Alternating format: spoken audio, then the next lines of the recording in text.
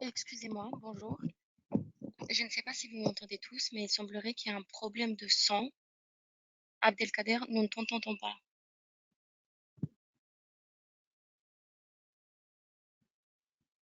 Allô? Est-ce que vous m'entendez? Ah, là oui, mais avant Alors, non, excusez-moi. Très bien, je te remercie, Stella. pas de Excusez-moi, souci. excusez-moi, quelques difficultés avec mon casque. Je ne m'étais pas perçu d'un incident. Donc, je vais me permettre juste de revenir en arrière sur les sujets du moment. Je vous disais qu'il y avait deux thématiques qui font l'objet de commentaires actuellement. C'est bien évidemment la continuité de ce dispositif législatif qui permet cette fois-ci d'être en conformité avec le droit européen et notamment l'acquisition des congés payés en cas d'arrêt de travail du salarié, arrêt maladie non pro ou professionnelle et ATMP, bien évidemment. Et le deuxième sujet que nous évoquerons plus tardivement, c'est la mise en œuvre prochainement du bulletin de paie hyper simplifié, mais la date d'entrée en vigueur étant lointaine, nous avons quelques moments devant nous. Seconde thématique que je souhaitais aborder, il s'agit de l'aide ou des aides dont peut bénéficier un employeur dans le cadre de l'embauche d'un contrat en alternance. Et puis un autre sujet, alors maintenant qui en termes d'entrée en vigueur date quelque peu, mais pour lesquels nous n'avions pas eu l'occasion forcément d'aborder l'ensemble du dispositif. Alors ici, nous examinerons plus particulièrement la réduction de cotisation dont peut bénéficier l'employeur lorsqu'il embauche un ou plusieurs sapeurs-pompiers volontaires.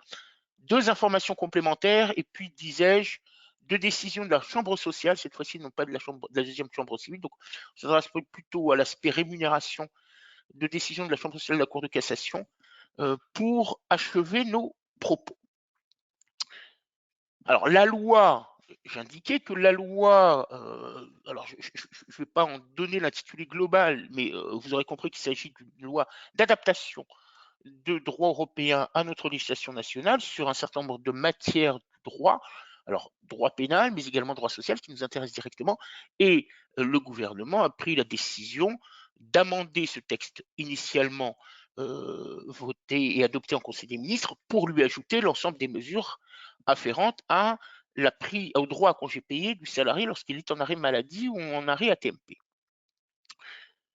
Au regard de ce qui avait été évoqué le mois dernier, le texte n'a pas été substantiellement modifié, juste un petit amendement qui porte sur l'information que doit délivrer l'employeur lorsque le salarié, au terme d'une période d'arrêt de travail, reprend son activité. Le texte initialement envisageait un délai de 10 jours pour en informer le salarié. Ce délai-là a été porté à un mois suivant la reprise. Donc, dans ce délai-là, l'employeur, selon des modalités que nous allons évoquer dans un instant, l'employeur a une obligation absolue. Alors, absolue, le débat est ouvert.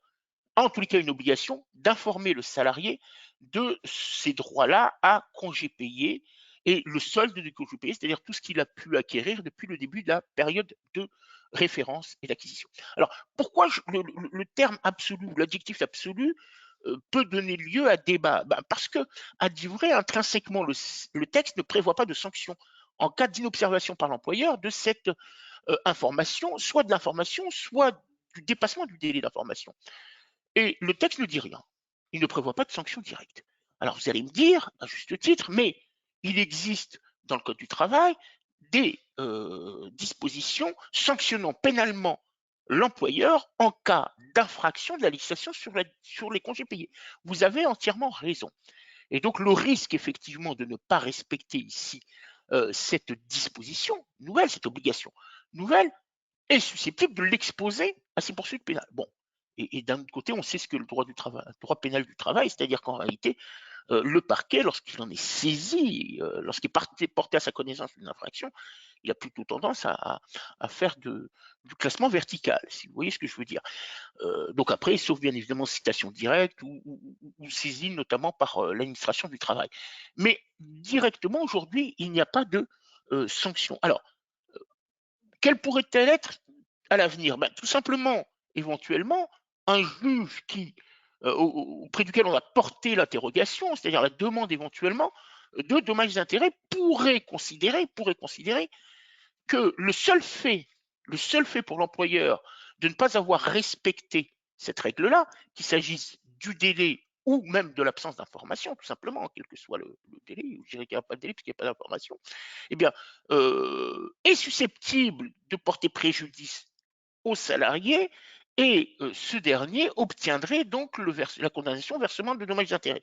C'est quelque chose qui est plausible. Nous avons déjà vu par le passé ce type de sanctions. On rappelle notamment tout ce qui concerne le respect de la durée du travail, dont nous avions évoqué par le passé quelques décisions qui rendent automatique le versement de dommages et intérêts lorsque l'employeur occupe le salarié au-delà des limites légales de durée du travail. Donc la chose n'est pas impossible, mais le texte ne le prévoit pas de manière expresse et il ne lui appartient pas de le prévoir.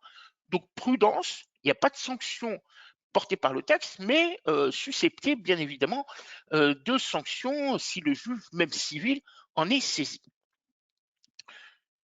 Il doit porter à la connaissance, par la voie de cette information, le nombre de jours de congé dont le salarié dispose. Il s'agit du nombre de jours de congé acquis depuis le début de la période de référence, puisque de toute façon, il a déjà porté, lorsque la période la parenthèse intérieure est close, il a déjà porté. Alors, on rappellera, il a déjà porté. Cela étant, on rappellera bien évidemment que les compteurs, si je puis dire, parce qu'on les appelle de la sorte dans notre métier, les compteurs ou les droits à congés payés ne constituent pas une mention obligatoire du bulletin de paye, en aucune manière. Alors, il est vrai qu'aujourd'hui, tous les bulletins de paye, généralement, portent cette information-là. Ce qui est intéressant ici, c'est que l'information est portée à la disposition, à la destination, pardon, du salarié, dès lors qu'il est en situation de reprise d'activité, c'est-à-dire retour d'un arrêt de travail.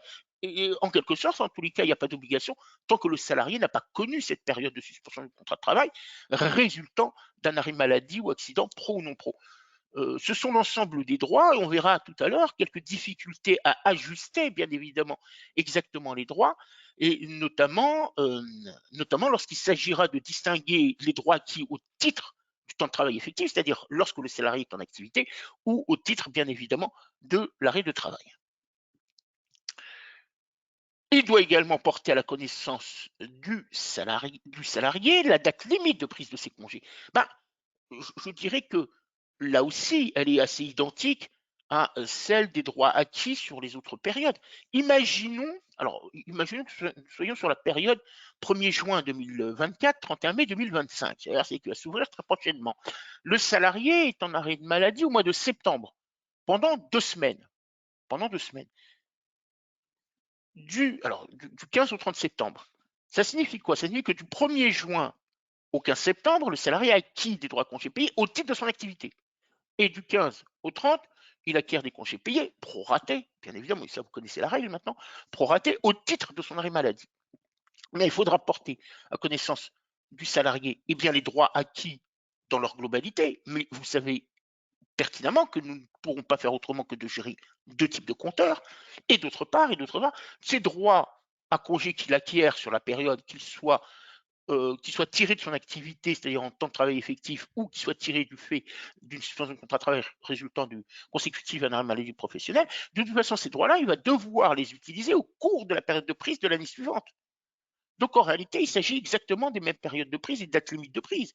Donc ça sera le 30 avril ou le 31 mai de l'année suivante, voire peut-être pour pratique dans l'entreprise un peu plus tardivement. C'est plus rare, mais cela peut exister. Et donc en réalité, il s'agit exactement des mêmes dates.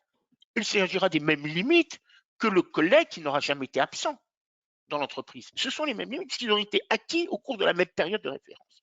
Mais néanmoins, cette date-là doit être indiquée. Je rappelle que nous ne sommes absolument pas, je le précise, nous ne sommes absolument pas dans la situation du délai de report lorsque l'arrêt maladie est survenu durant les périodes de congé, ce qui est tout autre chose. On n'est pas dans le report ici, on est dans l'acquisition. Et là où le texte, tel qu'il a été modifié sur ce volet-là relatif à l'information, porte quelques difficultés d'application, c'est qu'il enjoint à l'employeur donc d'informer le salarié, mais pour reprendre mot pour mot les dispositions légales, par tout moyen conférant date certaine de la réception des informations. Il y ajoute notamment au moyen du bulletin de paye. Et c'est là que résident les difficultés, parce que qu'est-ce que signifie un moyen conférant date certaine de la réception des informations? On rappellera que la remise du bulletin de paye, ou à l'occasion de la remise du bulletin de paye, aujourd'hui, l'employeur ne recueille pas l'information de cette remise. C'est-à-dire que si je la distribue physiquement, si je distribue physiquement le bulletin de paye, il est très rare que l'on ait des employeurs qui accompagnent la remise d'un feuillet de date et de signature de remise par le salarié. Ça peut se faire sur d'autres sujets. Le bulletin de paie, à titre personnel, je ne l'ai jamais vu. Cela étant, peut-être quelques entreprises pratiquent-elles de la sorte. Mais s'il est envoyé par voie postale, ben, j'ai l'envoi, mais l'envoi de quoi? À la rigueur, si le salarié considère qu'il a reçu le bulletin de paie, à quelle date l'a-t-il reçu? On n'a que la date de le cachet de la poste faisant foi, nous dit-on. Eh ben, bien évidemment, j'ai le cachet d'expédition, mais je n'ai pas le cachet de réception. Qu'en est-il lorsque le bulletin de paie est dématérialisé? Faut-il que les prestataires mettant à disposition un coffre-fort électronique prévoient éventuellement quelques modalités permettant et obligeant, voire même obligeant le salarié à indiquer la réception du bulletin de paie éventuellement avant d'y avoir accès? Je ne sais pas. Je ne sais pas aujourd'hui ce qui doit être une modalité pratique de réception et de date certaine de réception des informations. Absolument pas. Et notamment au moyen de bulletin de paie, bien, on vient de dire, bien évidemment, lorsque l'information est délivrée par ce biais, toutes les difficultés que l'on pourrait s'assurer de la date certaine de la réception, et donc des incidences par la suite. C'est-à-dire que si je n'ai pas cette date certaine, quels seraient éventuellement les droits dont pourrait se prévaloir le salarié en cas d'absence d'information ou de difficulté à justifier de la réception des informations. Je vous disais bien évidemment que ce que nous évoquons ici concerne l'acquisition et non pas le délai de report. Néanmoins, par ajout d'un article supplémentaire, parce qu'il y a eu quelques ajouts dans le Code du travail, quelques articles bien évidemment portant l'ensemble des règles, eh bien, on nous indique qu'il s'agirait également de déterminer le point de départ du délai de report de 15 mois. Voilà. Ben, ça va être compliqué à mettre en œuvre parce que là, aujourd'hui, je ne vois pas de modalité qui pourrait être automatisée. Alors, avec toute la bonne volonté qu'on puisse mettre chez SD Works et l'ensemble des équipes concernées sont mobilisées, mais quelle modalité pratique automatisée pourrait assurer d'une date certaine de réception des informations? C'est extrêmement compliqué. Extrêmement compliqué. Bon, voilà ce à quoi nous devons faire face, sachant que les informations également qui vont suivre nous ont été délivrées à l'occasion de quelques réunions de travail avec la DGT, la Direction générale du travail. Je vous confie bien évidemment ce qu'elle-même nous a confié, c'est-à-dire qu'il n'y aura aucune doctrine de la DGT du ministère du Travail sur ces règles légales, c'est-à-dire qu'il n'y aura pas de circulaire, il n'y aura pas de FAQ, il n'y aura pas de questions-réponses.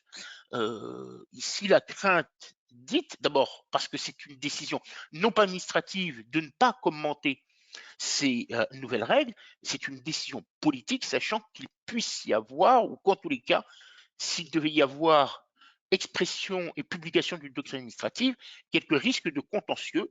Je les comprends parce qu'il y a réellement, bien évidemment, de quoi soulever encore quelques interrogations sur la façon dont il a été prévu et donc initié cette transposition de règles européennes dans notre droit national. Je ne suis pas sûr que l'absence de surtransposition, pardonnez-moi, soit totalement conforme. Bref, quelques contentieux sont sans doute à venir, notamment sur cette problématique de date certaine de réception des informations. Le droit report, lui, s'initie en cas d'impossibilité de prise de congé pour cause de maladie, pro ou non pro. Alors, ce droit report est encore plus ancien que la décision qui est à l'origine de cette réforme législative, puisque la décision est du 13 septembre dernier, hein, vous le savez, c'est celle de la Cour de cassation, après moult demandes de transposition des règles européennes en droit national. Mais ce droit européen est beaucoup plus ancien, parce que la Cour de cassation avait tranché déjà en ce sens en juin 2012. Vous voyez que c'est il y a une douzaine d'années, et que néanmoins, ben, les choses n'avaient toujours pas été inscrites dans notre législation. Donc le gouvernement prend la décision par un même amendement à la fois de porter le droit à acquisition des congés payés en cas de maladie, mais également de régler la question de du report, dont cette durée de 15 mois qui avait déjà été initiée par la CJUE, la Cour de justice de l'Union européenne. Un droit à report de 15 mois à compter de la réception des informations sur le solde de congés payés, c'est le point que nous venons d'évoquer à l'instant, ou du terme de la période d'acquisition si le salarié est en arrêt maladie non pro ou AT-MP depuis plus d'un an.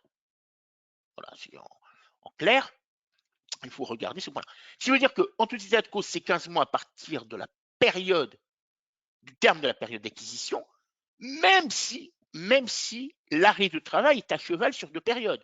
Donc ici, nous allons achever là dans quelques jours une période d'acquisition, 31 mai, un premier jour 31 mai. Si l'arrêt maladie est encore à cheval sur les deux, c'est les 15 mois à partir du 31 mai 2024.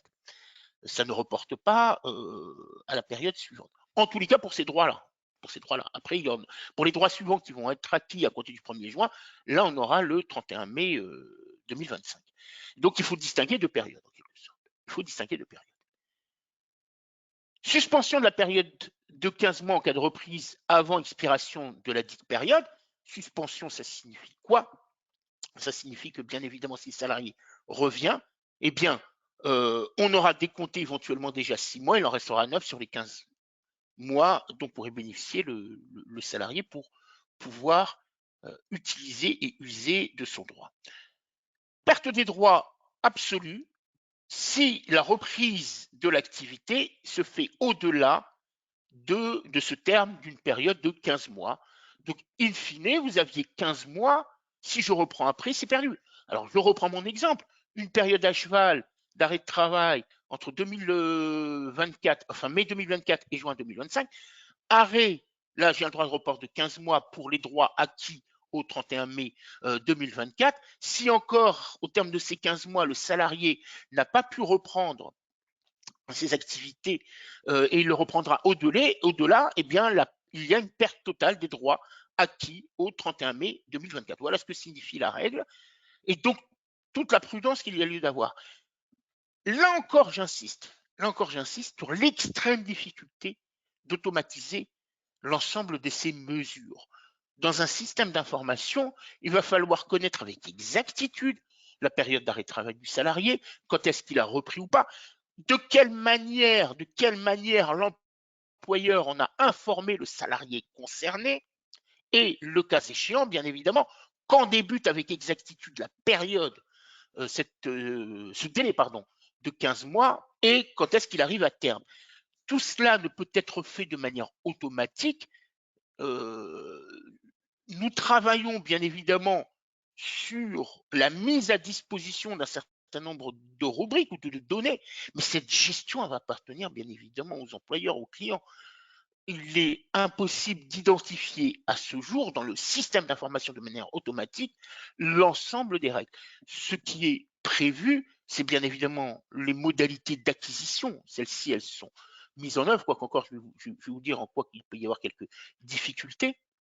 Mais bien évidemment, ici, la chose ne peut pas être automatisée parce qu'elle dépend de facteurs que nous avons évoqués à l'instant, surtout notamment des modalités d'information du salarié lorsque la période d'arrêt est inférieure à un an. Lorsqu'elle est supérieure à un an, vous allez me dire, oui, mais c'est le terme de la période d'acquisition. Ouais, peut-être, mais enfin, entre-temps, il va falloir bien évidemment la connaître avec exactitude et être sûr que le salarié est absent depuis plus d'un an pour l'une de ces causes.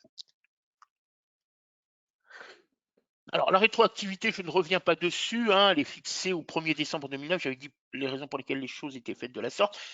Le délai d'action accordé aux salariés de 2 ans à compter de l'entrée en vigueur de la loi, c'est-à-dire depuis le 24 avril 2024, ce qui nous donne un terme au 23 avril 2026. Alors, on imagine bien évidemment que les salariés sont sans doute déjà au courant pour ceux qui suivent un peu l'actualité ou le seront peut-être par leurs représentants du personnel, et ces derniers sont-ils également sensibilisés à l'ensemble du nouveau cadre juridique.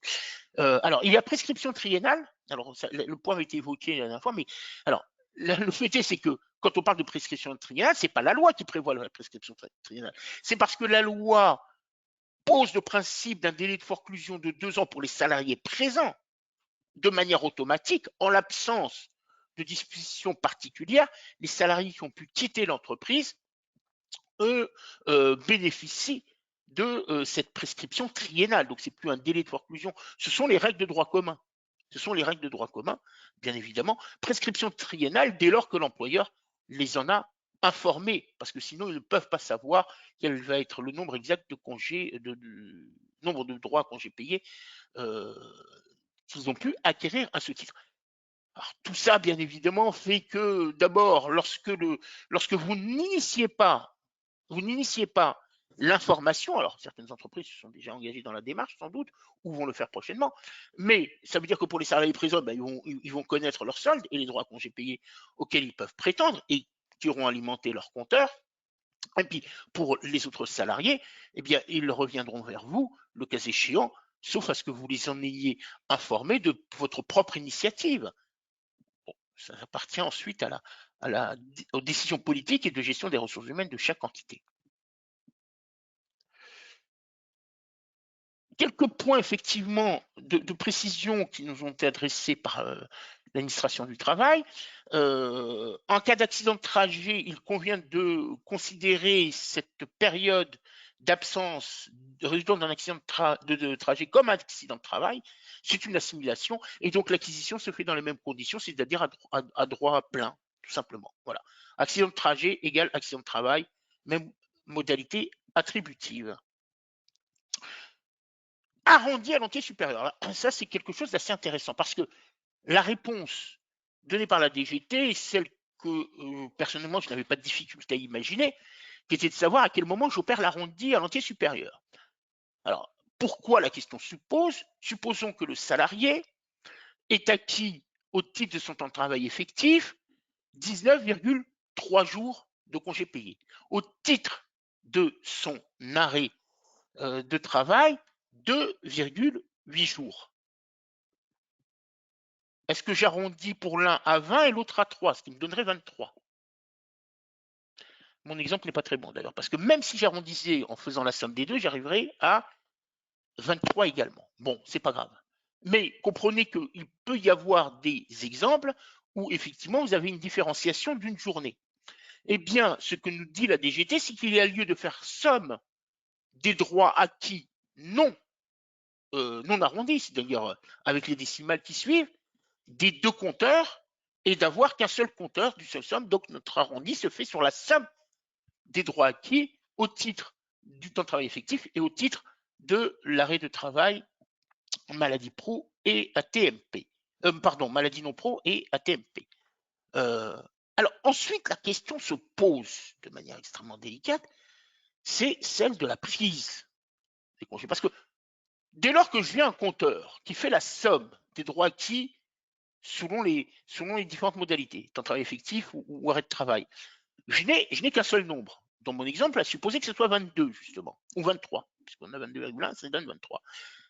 D'une part, lorsque le salarié va être amené à poser ses congés, est-ce qu'il les pose en premier lieu par prioritisation au titre des droits acquis en cas d'arrêt maladie ou au titre des droits acquis du fait de son temps de travail effectif? Il va falloir choisir. Parce que selon qu'il s'agisse du premier ou du second, vous n'avez pas la même indemnisation. Vous n'avez pas la même indemnisation. Donc, en l'occurrence, ici, c'est soit l'un, soit l'autre, et ensuite, c'est une question d'indemnisation. Je dirais qu'à titre personnel, je ne serais pas surpris qu'on nous oriente plus vers la prise en premier lieu des droits acquis en temps de travail effectif. Pourquoi? Pour ne pas défavoriser le salarié, en termes notamment de prise et d'indemnisation. Enfin, la prise, il prendra une journée, hein, bien évidemment, mais de l'indemnisation de cette journée de CP ou ces 2 jours de CP.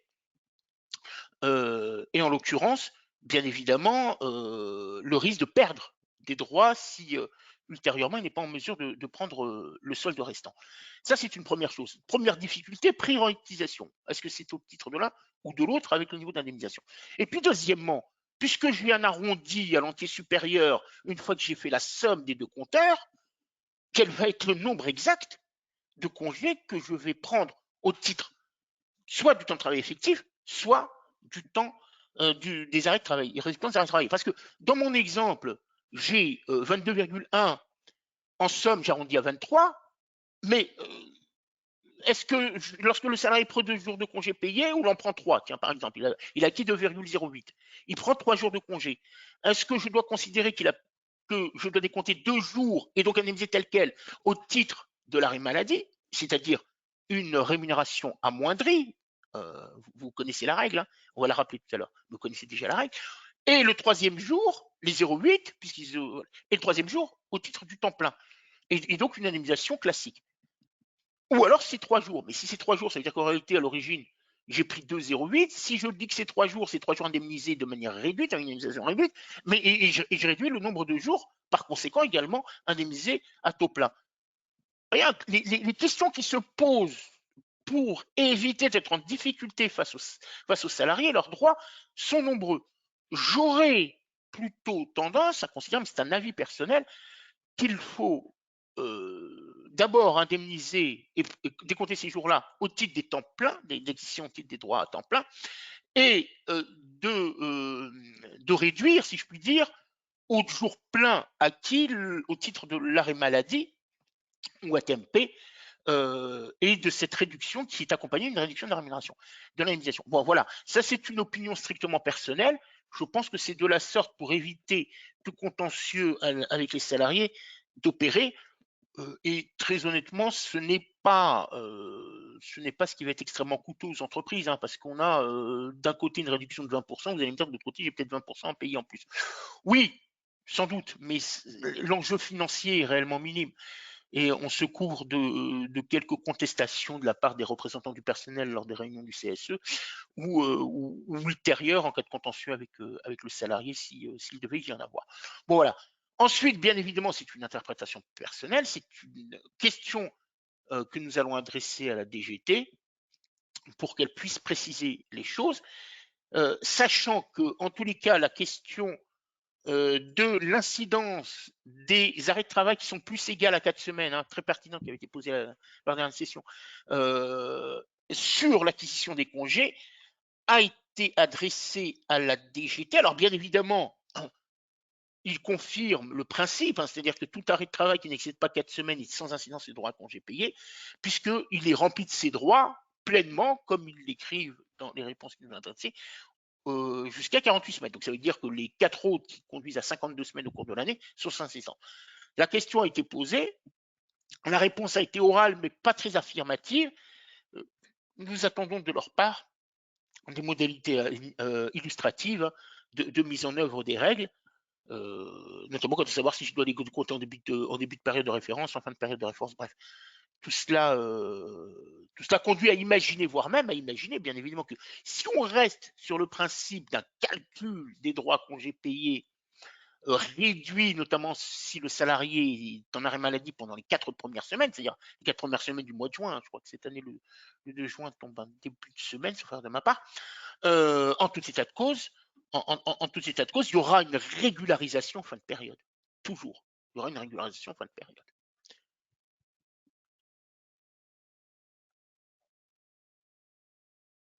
Alors oui, bien évidemment ici, la DGT a confirmé notre lecture première et je pense qu'il n'y avait pas de difficulté. C'est-à-dire que les nouvelles règles d'acquisition sont absolument sans incidence sur les droits acquis au titre de la convention collective, et que certaines conventions collectives prévoient expressément l'acquisition de droits à congés payés lorsque le salarié est en arrêt maladie pendant une certaine durée.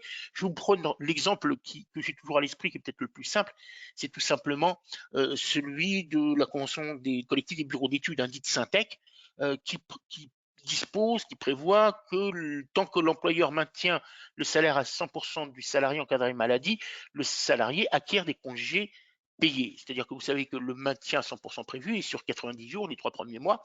90 jours, tant que le salarié est en arrêt maladie au plus égal à 90 jours, sur les 12 derniers mois glissants, il continue à acquérir des congés payés, mais il le continue à acquérir tel qu'il le faisait jusqu'à présent, c'est-à-dire à raison de 2,5 en jour ouvrable ou 2,08 en jour ouvré. Au-delà, à compter du 91e jour, il tombera sous l'empire de cette nouvelle législation. Donc, continuons de la sorte. Alors, j'ai pris cet exemple de la convention collective syntaxe, il en existe d'autres, bien évidemment, qui prévoient les mêmes règles. Salarié en forfait jour, mais je pense qu'il n'y avait pas de difficulté d'interprétation. C'est que, bien évidemment, dans la mesure où on réadapte le droit à congé payé tiré d'un arrêt maladie, bien évidemment, il faut réadapter le nombre de jours de repos que l'on va lui calculer chaque année, hein, puisqu'on tient compte, bien évidemment, de ces nouveaux droits et qui ne seront plus identiques aux années précédentes, s'il était dans la même situation.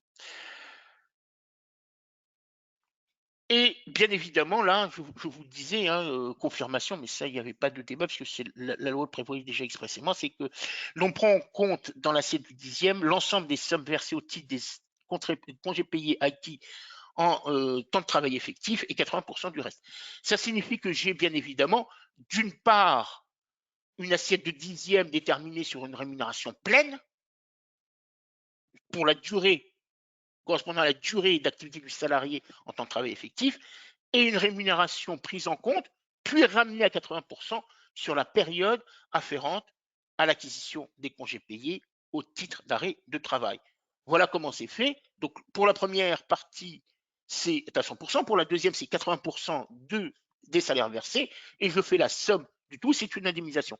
Et l'indemnisation est donc identique, bien évidemment, quelle que soit la période d'absence. Donc après, c'est une question de gestion effectivement des droits, mais l'indemnisation, nous dit l'administration, devrait être identique. Voilà pour cette partie-là. Stella, il y a peut-être quelques questions. Est-ce que tu m'entends, Stella? Stella, m'entends-tu?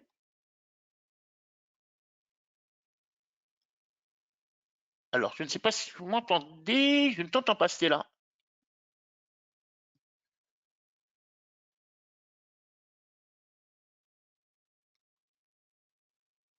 Je vais voir si je peux prendre des questions. Je n'arrive pas à les voir. Stella, tu ne m'entends pas ou tu m'entends ou tu ne m'entends pas? Je fais une nouvelle tentative. J'espère qu'elle reviendra parmi nous.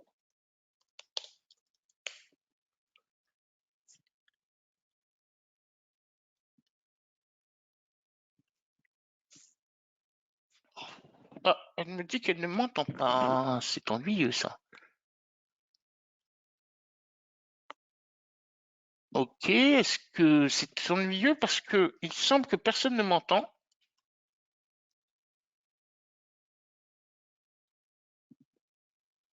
C'est fortement désagréable.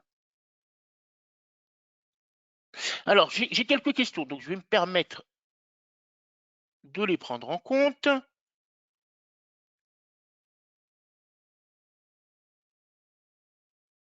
Alors, une des questions, c'est SD-Works va-t-il proposer ce courrier type puisque le logiciel et les infos que l'on puisse l'exporter? Nous y travaillons. Nous voyons si effectivement. Alors, tout cela est encore en construction.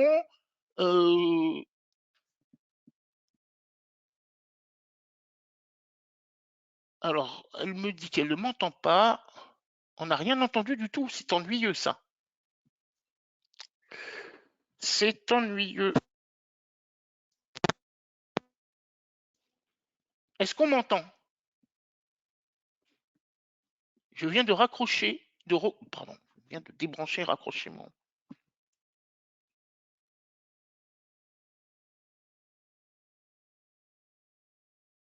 On m'entend. Ils sont peut-être de mauvaise qualité.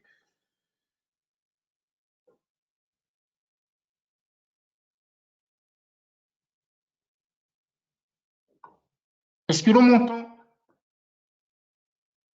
Est-ce que l'on m'entend?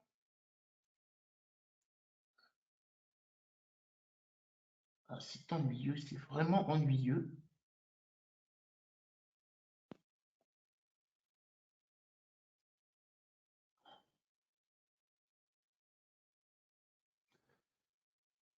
C'est fortement ennuyeux. Est-ce qu'on m'entend? Ah, là, je t'entends. Ah. Oui, on t'entend. Et est-ce que ça veut dire que c'est là qu'on m'a pas entendu du tout? Pour ma part, je Allô? ne t'ai pas entendu pendant la dernière diaporama. Excuse-moi, tu disais Je ne t'ai pas entendu pendant la présentation du dernier diaporama. de la dernière diapo. Donc, celle-ci, c'est ça? Oui, c'est ça. D'accord. Bon. Écoutez, je vais reprendre là alors. Si on m'entend, j'ai vraiment un gros problème avec mon casque aujourd'hui. J'en suis vraiment désolé. Voilà, ce sont des choses techniques qui arrivent. Il fonctionnait encore avant la connexion sur GoToWebinar. Il ne l'est plus. Non, je disais, alors je reprends ici si d'aventure le son ne fonctionnait pas au moment où je faisais mon commentaire. Ah, il semblerait, je suis désolée d'interrompre, il semblerait que certains participants t'ont entendu pendant la Oui. dernière diaporama, mais pas pendant la diapo de questions. Ah, pas pendant la diapo. Alors, donc ça veut dire qu'on m'a entendu sur la dernière, mais pas la diapo de questions. Bien, la Il diapo de semblerait, questions, oui. c'est tout simplement de savoir s'il y avait des questions. Alors, il y en avait, alors il y en a une qui est portée à notre connaissance, en tous les cas sur laquelle nous sommes interrogés. SD Roche doit-il proposer ce courrier type, puisque le logiciel a les infos pour que l'on puisse l'exporter? C'est une bonne question. Nous travaillons bien évidemment sur les meilleures modalités d'adaptation du système d'information pour vous faciliter l'ensemble de ces tâches. Si on peut le construire et le mettre à votre disposition et le compléter lorsque vous allez recueillir les informations de manière automatique, bien évidemment, on le mettra bien évidemment à disposition. Là. Tout cela fait que, d'abord, comme je l'indiquais tout à l'heure, le travail réalisé ou les travaux réalisés portent essentiellement sur l'acquisition de ces jours de congé lorsque le salarié est en arrêt maladie et bien évidemment alimenter les compteurs tels qu'il se doit. Ensuite, qu'est-ce que nous avons d'autre? Et maintenant, j'ai perdu. Est-ce que tu as la diapo des questions, Oui, Stella? Oui. oui. Alors la question c'est si ce compteur est indiqué en bas du bulletin de salaire remis chaque mois, le délai de 15 mois partira à chaque dépôt de bulletin, point d'interrogation. Alors, le délai part dès lors que l'on a date certaine de réception du bulletin ou du document faisant office d'information par le salarié. Et c'est toute la difficulté que nous avons là de mise en œuvre de la mesure. Puisque comment s'assurer de la date de réception par le salarié de l'information du bulletin de paye? On a coutume soit de le remettre en main propre, c'est de plus en plus rare, soit plutôt de l'adresser par voie postale. Comment puis-je m'assurer que le salarié a bien eu réception du document? Donc, est-ce que le simple envoi du bulletin de paye suffit? Est-ce que l'administration ne sera pas quelques souplesses? Mais les souplesses de l'administration, en l'occurrence, d'abord, comme je vous l'ai dit, elles ne seront pas rendues publiques, d'une part, et elles n'ont pas de valeur juridique, c'est-à-dire que, bien évidemment, tout est opposable devant le juge. Et c'est toute la difficulté, bien évidemment, de l'appréciation de l'application de cette obligation. Autre question, Stella? Oui, si je suis absent pendant X jours au titre de la maladie, le salarié peut-il demander à reporter ses congés payés non pris dans la limite des X jours et en respectant le délai de 15 mois? Oui. Mais on parle bien d'une situation où le salarié serait dans la possibilité de prendre ses congés en raison de l'arrêt maladie. Oui, bien sûr. La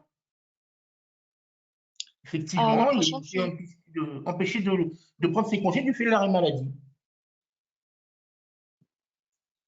devons-nous porter à la connaissance des salariés les deux compteurs, acquis au titre de la maladie et acquis au titre de temps plein? Alors, les choses ne sont pas dites de la sorte, mais elles se déduisent bien évidemment de la nature des informations qui sont apportées aux salariés. Dans la mesure où le salarié acquiert bien évidemment un certain nombre de jours de congé, il faut qu'il sache exactement s'il a été rempli de ses droits pour les jours acquis au titre du temps de travail effectif, c'est-à-dire dans la limite de 2,5 en jour ouvrable ou de 0,8 en jour ouvré, ou pour les jours qu'il a acquis alors qu'il est en arrêt maladie, le respect de ces jours à raison de 2,08 du fait si je les décompte en jour ouvrable ou 1,66 si je les décompte en jour ouvré. Donc, il est important que le salarié ait connaissance de l'ensemble de l'application des règles, de respect des règles. Et donc, fatalement, oui, je pense qu'on ne peut pas faire autrement que de porter à sa connaissance les deux compteurs, qui seront Il y a arrondis en fin de période, hein, comme je l'ai indiqué tout à l'heure. Par la suite, il y a deux questions qui se rejoignent. L'indemnisation reste identique, point d'interrogation, et je ne comprends pas comment le 80% d'indemnisation peut-elle être identique. Alors, la rémunération est identique parce que, à dire vrai, l'exemple qu'apporte à notre connaissance l'administration, c'est qu'elle fait masse des rémunérations. Donc, supposez qu'un salarié est acquis 20 jours, en totalité, arrondi, qu'il s'agisse des jours, 2 jours acquis au titre de temps de travail effectif et 2 jours acquis au titre d'un arrêt maladie. Étudié pour les 3/4, 15 jours en TTE et 5 jours du fait de l'arrêt maladie. On va prendre bien évidemment un dixième des rémunérations afférentes à la période d'acquisition des 15 jours en TTE, en temps de travail effectif, et la rémunération, et 80% de la rémunération afférente à l'arrêt maladie, donc rémunération reconstituée bien évidemment, afférente à la période d'arrêt maladie. On va prendre donc 100% d'un côté, 80% de l'autre. On fait masse de ces indemnisations, de cette base indemnitaire, de cette indemnité. On divise, on prend un dixième et on divise par 20 jours, qui est le nombre de jours acquis. Voilà comment il va y avoir exactement la même rémunération. C'est que la prise en compte de 80% de la rémunération versée, reconstituée plutôt que versée, c'est-à-dire reconstituée au titre de la période d'arrêt maladie va diminuer, va venir réduire l'indemnisation globale. Voilà l'exemple chiffré qui nous a été adressé. Autre La question? prochaine? Oui, la prochaine, c'est quel est le plan de déploiement de SDWorks? Alors, il est en 3 temps. Le premier, c'est bien évidemment s'assurer qu'à partir du mois de juin, nous puissions vous donner les 2 compteurs. C'est-à-dire à la fois, bien évidemment, le compteur du temps de travail, des jours de congés payés acquis à compter du 1er juin en temps de travail effectif, et le compteur des congés payés acquis en cas d'arrêt maladie. Sachant que par ailleurs, il y a bien évidemment le fait qu'on est en période de recueil à -1. Donc en réalité, les arrêts de travail maladie du mois de juin vont être pris en compte au cours du mois de juillet. Ça, c'est la première chose. La deuxième, c'est ensuite voir quelles sont les meilleures modalités pour vous mettre en situation de gérer ce délai de report de 15 mois avec toutes les informations qui pourraient vous être utiles, que vous puissiez bien évidemment exploiter les données nécessaires à l'information. Et puis, voilà, tout à l'heure a été mise l'idée d'un courrier type, on y travaillera. Ça, c'est une seconde phase. Et la troisième phase, mais qui cette fois-ci totalement dépendante, d'ailleurs comme la seconde en grande partie comme la seconde, mais sur la troisième phase qui est totalement dépendante, c'est la rétroactivité. Tout ce qui se sera passé avant le 1er juin et toutes les périodes antérieures. J'attire votre attention, puisque la question a été posée à la DGT, et lorsque je l'ai posée, je les ai sentis en difficulté. À dire vrai, nous avons là, pour le mois d'avril, 2 périodes. Pourquoi je dis 2 périodes? Parce que vous avez les droits à congés payés tels qu'ils devaient être déterminés jusqu'au 23 avril, et les droits à congés payés tels qu'ils devaient être déterminés, tels qu'ils sont d'ailleurs, devraient être déterminés depuis le 24 avril, c'est-à-dire date d'entrée en vigueur de la loi. Il est clair qu'ici, en cas de régularisation sur les périodes antérieures, vous allez gérer 2 situations distinctes. Au cours du même mois et au cours même de la même semaine, si on arrête de travail à cheval. Donc j'attire votre attention sur le sujet. Je ne sais pas encore pour le moment comment nous allons l'exploiter correctement. Tout ce que je peux vous dire, ça c'est plutôt sur une phase ultérieure. Et tout ce qui va être régularisation, ça va être une décision politique de l'entreprise. Je peux juste vous donner une indication. Bien évidemment, certaines entreprises, sous la pression plus ou moins, bien évidemment, bienveillante de représentants du personnel, avaient déjà engagé des régularisations au bénéfice de leurs salariés dès publication de la décision du 13 septembre, sans attendre les dispositions légales. Bon, je suis arrivé plus tardivement. Alors, ils ont tort ou raison, ça leur a fait gagner du temps ou pas. Et ils ont décidé de régulariser à ce moment-là tous les salariés qui ont au moins 3 ans d'ancienneté. Voilà, tout simplement, comment on dit, les salariés qui ont quitté l'entreprise, ben, ils attendront leur retour. Bon, voilà, ça, voilà, ça a été fait par une des très grandes entreprises françaises. C'est la décision prise. Vous pourriez imaginer la même solution que vous pourriez considérer comme coûteuse ou pas, mais administrativement plus simple. C'est un choix politique. Voilà. C'est un choix politique. Ce que nous assurons dans le système d'information, ce sont les deux compteurs, l'alimentation des deux compteurs, à partir d'une certaine date, et ensuite vous facilitez le travail. Voilà le déploiement à ce jour de SDWorks, et puis bien évidemment qui peut évoluer en fonction de l'avancée des travaux de nos collègues en charge de l'adaptation du système d'information à l'ICIA. Autre question, Stella? Oui, pour un salarié sorti qui a eu 4 ans d'arrêt maladie lorsqu'il était en poste, la rétroactivité est bien plafonnée à 3 ans, point d'interrogation. Ça, c'est toute la question. Alors, ça, c'est étonnant parce qu'on a des publications qui nous disent que de toute façon, il ne pourra pas avoir plus de 2 ans. Et en même temps, j'ai du mal à saisir la justification. Et à dire vrai, l'administration, elle, est silencieuse sur le sujet. Parce que on pourrait avoir une interprétation peut-être plus simple, parce qu'on nous dit, mais c'est à partir du moment où l'employeur a informé le salarié, donc avec ce délai de 15 mois, et donc, in fine, ou même ce délai de forclusion de 2 ans. Oui, peut-être, mais la loi est applicable pour une période rétroactive depuis le 1er décembre, et là, étonnamment, l'administration est restée assez silencieuse. Donc, nous allons revenir à la charge lors d'un prochain rendez-vous avec eux et insister sur le sujet pour vous donner une situation plus clarifiée. Bon, cela étant, pour l'instant, vous pouvez par précaution le limiter et puis compléter par la suite, si ça devait évoluer. Alors, on peut dire 3 ans, c'est triennal. Moi, je serais plutôt effectivement sur cette phase-là, mais alors dans ce cas-là, quelle était la pertinence d'une autre. Enfin, juridiquement, c'est justifié, mais d'insister sur le volet d'une date d'entrée en vigueur au 1er décembre 2009. J'ai encore du mal à en saisir l'orientation. Ça va être encore une question, là aussi, hein, qui sera posée au juge.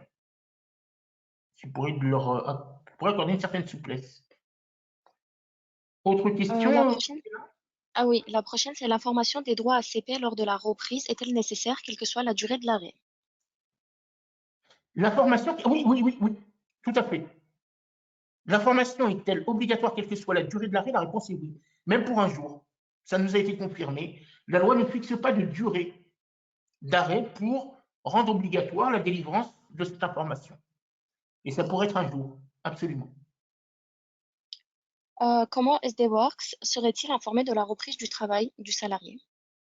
Bon, par le client. C'est lui qui va dire si le salarié. Alors, tout simplement par le relevé d'activité, c'est-à-dire que nous avons une période de recueil d'informations N-1, il y a un moment donné où l'employeur va nous tenir informés de la reprise d'activité du salarié, c'est-à-dire du terme de l'arrêt de travail.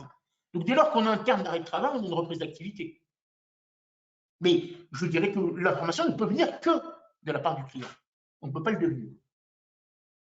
En s'assurant que lorsqu'on a un arrêt initial, que l'on connaît la date de début, la date de fin, voilà, sous réserve, qu'il n'y ait pas de prolongation, etc., avec le salarié, il repris effectivement le travail. La prochaine, c'est pouvez-vous nous donner un exemple précis en cas d'arrêt de travail depuis 2017? Par exemple, à quoi a-t-il droit? Un arrêt de travail depuis 2017? Oui. Bah, là, si on reprend rétroactivement, ça voudrait dire qu'il aurait droit à 24 jours maxi par année.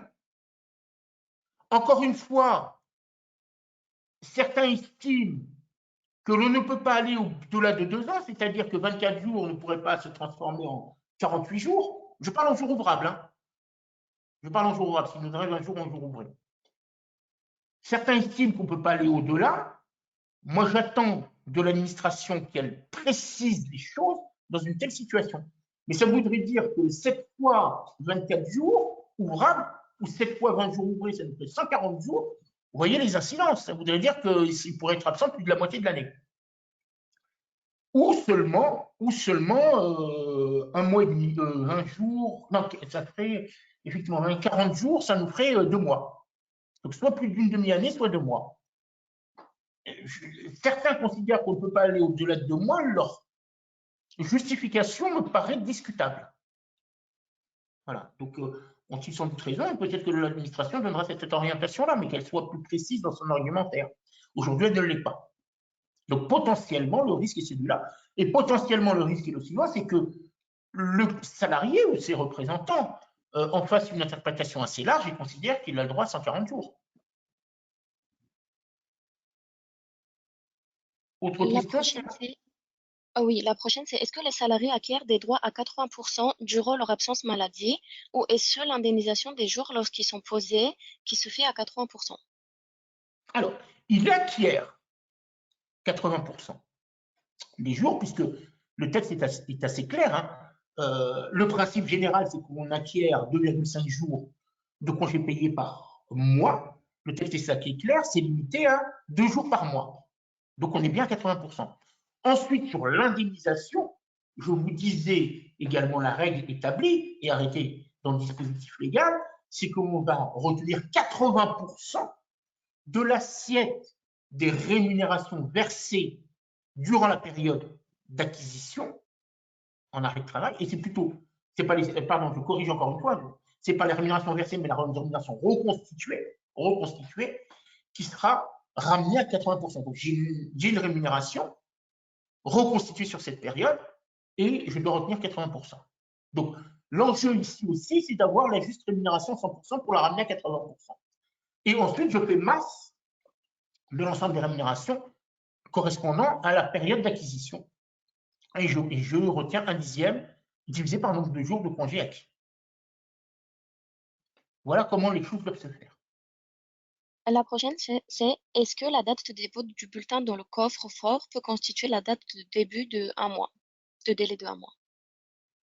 Alors, si l'on admet que le dépôt constitue une réception, mais ensuite, c'est juridiquement discutable.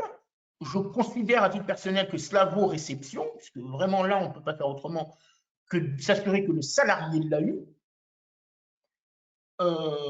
Assurément, ce n'est pas la même problématique que quand j'ai remis en main propre sans avoir une signature de décharge.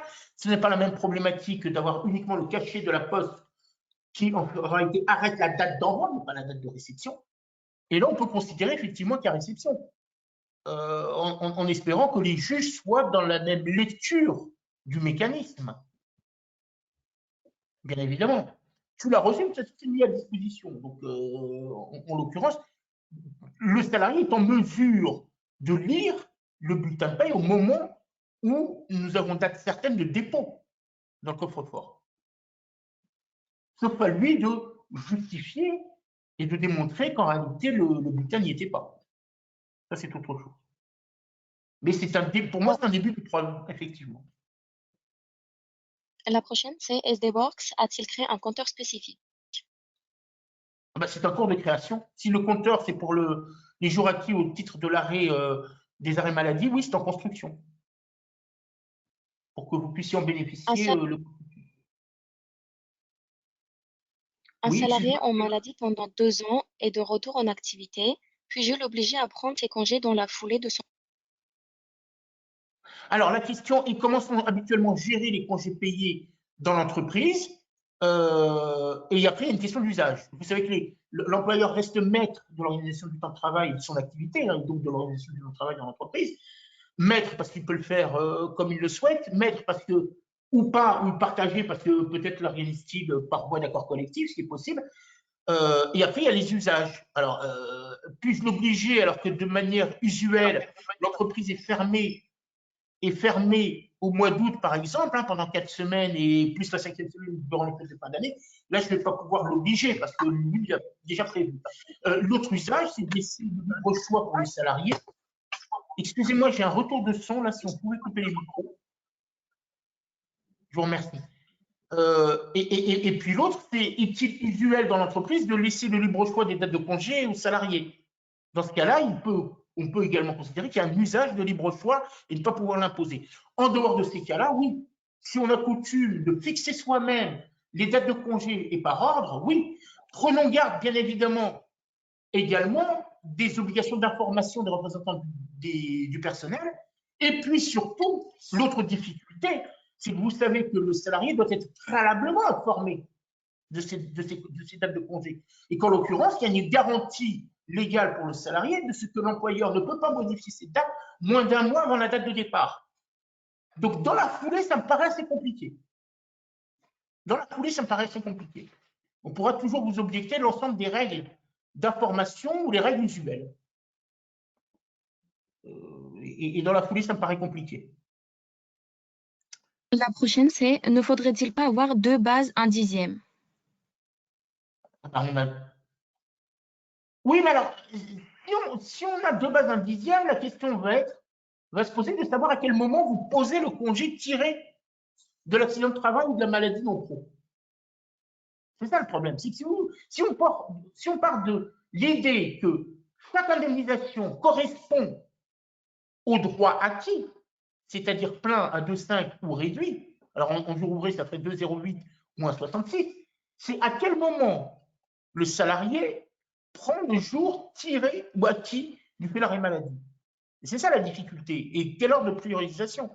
Aujourd'hui, dans l'exemple qui est donné, c'est j'ai un nombre global de congés payés, puisque l'arrondi se fait par la somme des droits acquis pour chacune des deux périodes, activité et non-activité.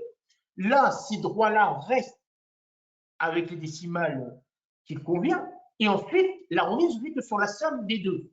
Bon, donc ça veut dire que je vais avoir confusion. Et en clair, le mécanisme le plus simple, c'est d'attribuer des jours de congé sans aller identifier ces jours de congé et tirer du fait de l'arrêt maladie ou du fait du temps de travail effectif, du TTE. Et dans ce cas-là, je n'ai plus qu'une seule règle d'indemnisation, c'est que je fais masse des règles, d'une part, rémunération à 100%, d'autre part, rémunération reconstituée à 80%, et ensuite, j'ai un montant global que je divise par le nombre de jours, un dixième, d'abord le montant global, ensuite un dixième, et que je divise par le nombre de jours acquis. La solution dégagée par l'administration me semble, moi, la plus simple, hein, parce qu'elle pose moins de difficultés de nature juridique. La prochaine, c'est je ne comprends pas pourquoi il faut mentionner deux compteurs, point d'interrogation. Alors, pour la raison suivante, c'est que l'on doit porter à la connaissance du salarié le nombre exact de jours qu'il a acquis pour chacune des deux situations. Voilà. C'est est-ce que j'ai été rempli de mes droits alors que je suis en temps de travail effectif? Est-ce que j'ai été rempli de mes droits alors que j'étais en arrêt maladie? Sachant que temps de travail effectif, les droits acquis, c'est 2,5 ouvrables, 2,08 ouvrés par mois de travail. Et pour les droits acquis en raison d'un arrêt maladie non pro ou d'ATMP, c'est 2,08 en jour ouvrable ou 1,66 en jour ouvré. Donc le salarié doit connaître exactement le nombre de jours acquis au titre de chacune des deux périodes. La prochaine, c'est une reconstituée et une maladie 80%, point d'interrogation. Une reconstituée, une maladie 80%. Alors, bien évidemment, il faut aller rechercher les rémunérations qu'aurait perçues le salarié s'il avait travaillé normalement au lieu d'être en arrêt maladie. Ça veut dire, bien évidemment, un salaire reconstitué, comme s'il avait été présent. Et je prends 80% de ce salaire.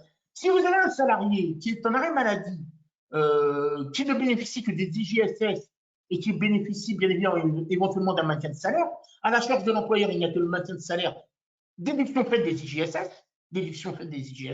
bien évidemment. Ben, tout cela, pour connaître avec exactitude le salaire qu'aurait perçu le salarié s'il avait travaillé normalement, c'est de le reconstituer. Et c'est cela reconstitué que je réduis à 80% pour déterminer l'assiette d'indemnisation. La prochaine, c'est si vous affichez deux compteurs et que le droit CP est supérieur à 25, quel droit allez-vous arrondir? Exemple, droit à 100%, 22,88 et droit à 80%, 3,22. C'est donc supérieur à 25 droits, donc arrondi à 25. Mais si on affiche les deux compteurs, il faut choisir ou arrondir, point d'interrogation. D'abord, il faut faire la somme. Donc, alors, donc, tu peux redonner le premier exemple chiffré, Maïla, Stella, excuse-moi. Oui, c'est exemple de droit à 100%, 22,88 et droit à 80%, 3,22. Alors, 22,88 et 3,22, ça nous donne 26,10. Est-ce un jour ouvrable ou un jour ouvré? Parce que si c'est un jour ouvré, on se limitera à 25, bien évidemment. Si c'est un jour ouvrable, ça nous donne, disais-je à l'instant, 26,10 arrondi à 27. Voilà, 27 jours ouvrables sur les 30 qu'il aurait dû avoir s'il n'avait pas été en arrêt maladie. La tout prochaine, simplement. c'est un salarié. Désolé.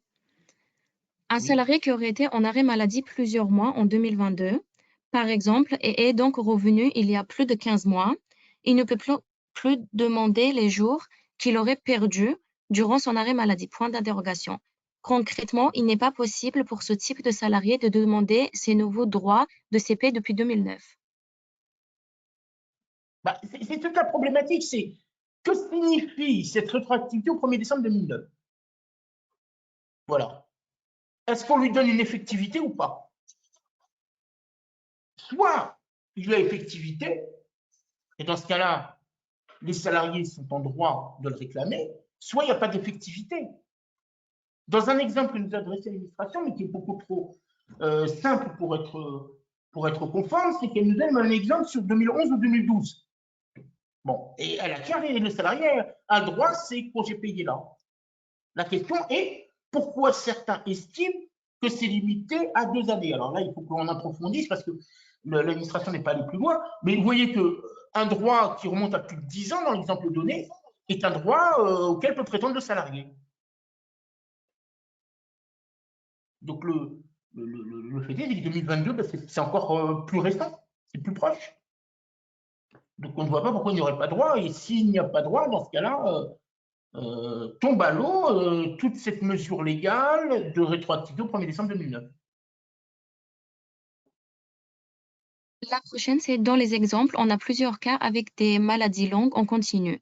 Qu'en est-il des exemples avec des arrêts à répétition, comme par exemple en région Alsace-Moselle, où les salariés reviennent régulièrement pour reprendre l'indemnisation de leur arrêt?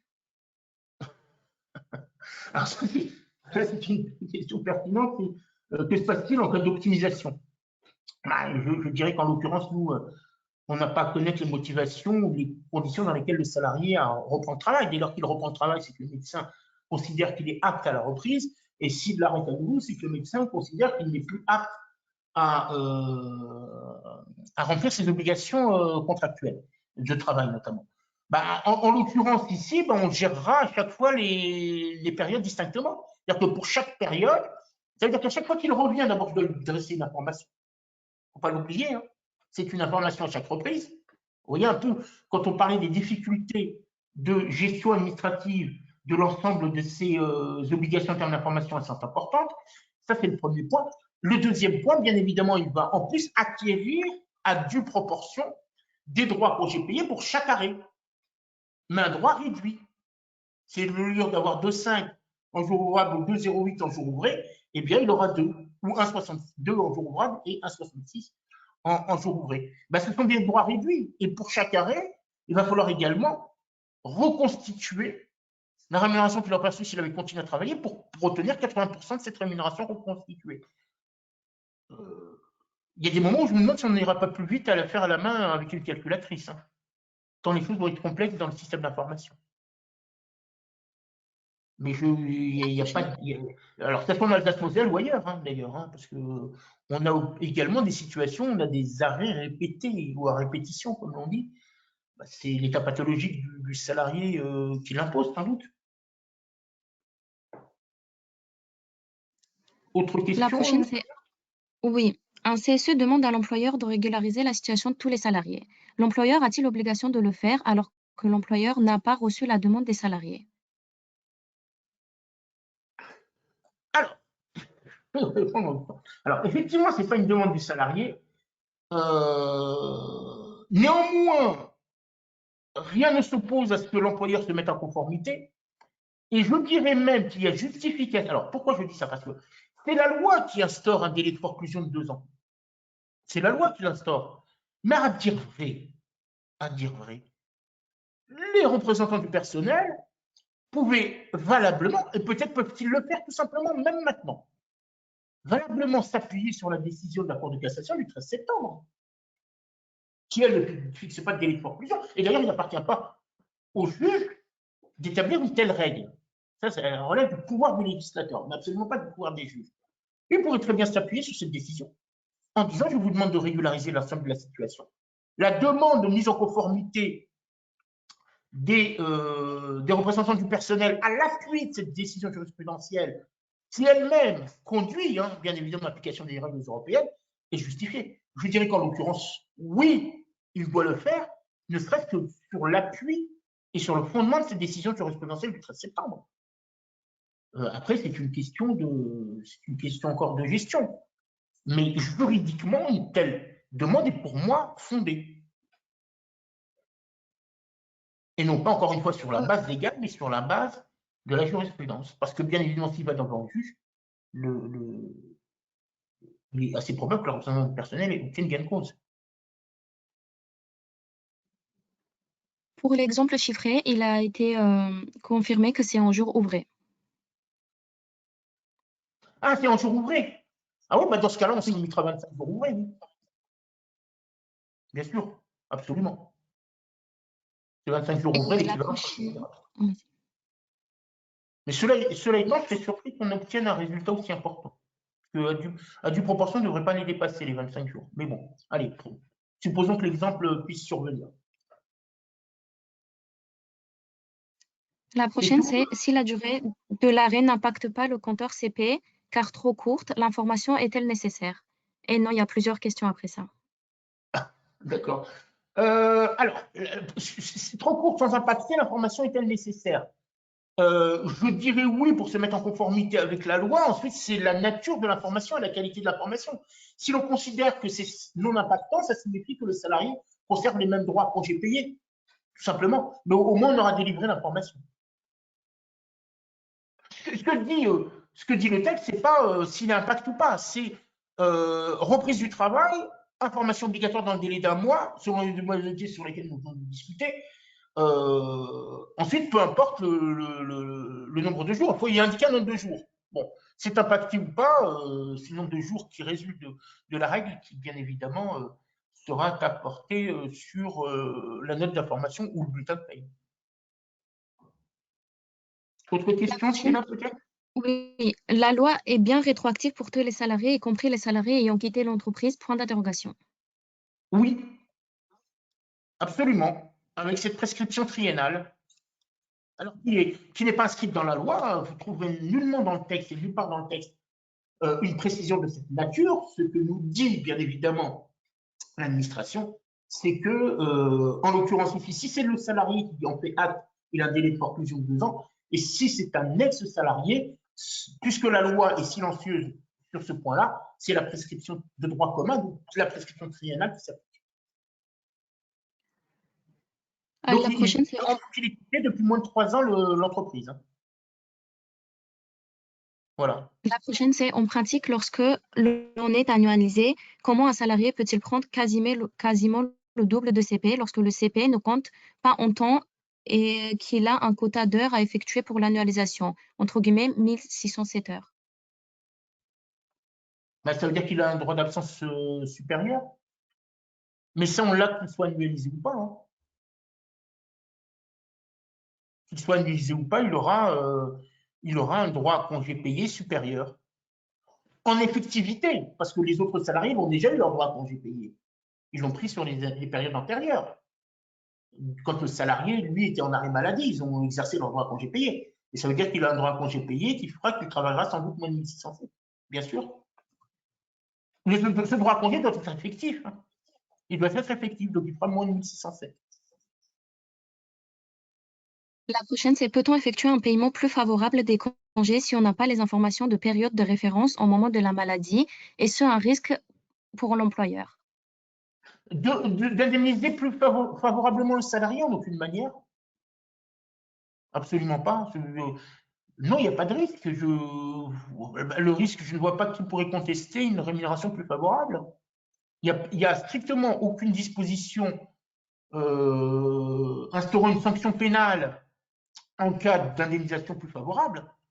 Et puis la sanction civile, je ne vois pas comment on pourrait aller reprocher à un employeur d'avoir versé une somme plus importante. Je n'imagine même pas.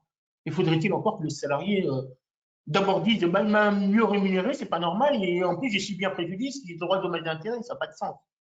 Ça n'a pas de sens. Oui, bien sûr, on peut indemniser de manière plus favorable, incontestablement. La prochaine, c'est pour les cas des accidents de travail ou maladies professionnelles. L'acquisition est à 100% comme du TTE.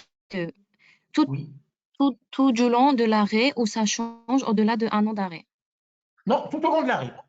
Absolument tout au long de l'arrêt. Il y a une distinction à faire selon les modalités d'acquisition lorsqu'on a un arrêt de travail maladie non professionnelle, qui est un droit réduit, alors que pour la TMP, c'est un droit plein, quelle que soit la durée, même au-delà d'un an. La prochaine, c'est les CP reportés au titre d'un arrêt maladie pourraient-ils être mis dans le compte épargne-temps? Ah, ça, c'est une bonne question. Alors, c'est une excellente question. Merci de l'avoir posée. C'est une question qu'on n'avait pas imaginée, donc on va la poser à la DGT. Point d'interrogation. Pourquoi je dis point d'interrogation? Parce qu'à ce jour, la loi n'ayant pas été modifiée, seule la 5e semaine peut alimenter un CET. Seule la 5e semaine peut alimenter un CET. Donc ça me paraît un peu délicat de le faire et la loi n'en dispose pas autrement. Mais on posera la question. Merci. On reviendra vers vous dès que nous aurons quelques précisions de la DGT. En l'état actuel du droit, ça me paraît difficile, tant qu'on n'aura pas modifié les modalités d'alimentation du CET. Et une autre question sur le CET de la même personne. Si oui, l'administration envisage-t-elle l'augmentation du plafond du nombre de jours pouvant être placés dans le compte épargne-temps? Ça, il faudrait une modification législative. Et à ce jour, ça n'est pas prévu.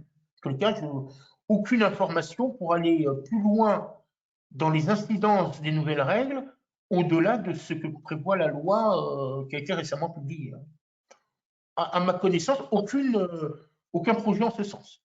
Absolument aucun projet. La prochaine, c'est dans le contexte d'une fermeture collective d'entreprise de 3 semaines en été, peut-on poser les plus vieux CP du salarié et donc ne pas respecter les dates limites légales de prise?